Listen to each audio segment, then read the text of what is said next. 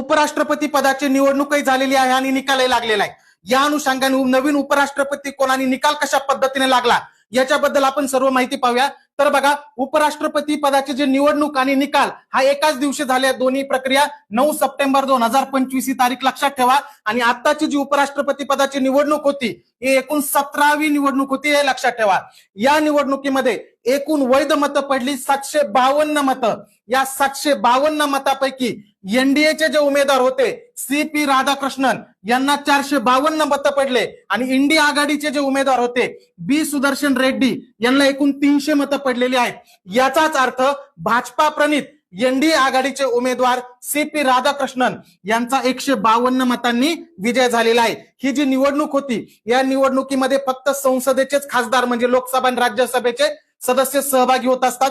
त्याच पद्धतीने ही निवडणूक एकल संक्रमणीय गुप्त मतदान पद्धतीने होत असते आणि उपराष्ट्रपती पदाची निवडणूक हे केंद्रीय निवडणूक आयोग घेत असतो. नव्याने आता पुढचे जे उपराष्ट्रपती होणार आहेत ते सी.पी. राधाकृष्णन हे भारताचे 15वे उपराष्ट्रपती असणार आहेत. लक्षात ठेवा, उपराष्ट्रपती 15वे आणि निवडणूक 17वी होती. त्यांना शपथ आपले राष्ट्रपती देतील. ते मूळचे तमिळनाडूचे आहेत. सुदर्शन रेड्डी आंध्र प्रदेशचे, ते पण लक्षात ठेवा पराभूत झालेले.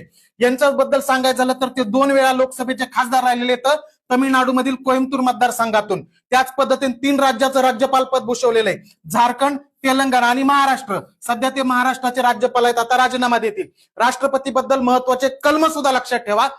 उपराष्ट्रपती पदाची तरतूद राज्यघटनेत भाग 5 मध्ये प्रकरण 1 मध्ये कलम 63 71 मध्ये आहे. त्यातले आपल्या परीक्षेला आता विचारले जाऊ शकतात कारण चर्चेतला मुद्दा आहे. कलम 63 मध्ये उपराष्ट्रपती पदाची तरतूद करण्यात आलेली आहे. कलम 64 नुसार उपराष्ट्रपती हे राज्यसभेचे पदसिद्ध अध्यक्ष असतात.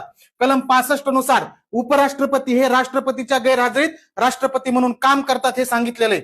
कलम 66 मध्ये निवडणूक दिलेली, आता निवडणूक या कलमानुसारच पार पडली.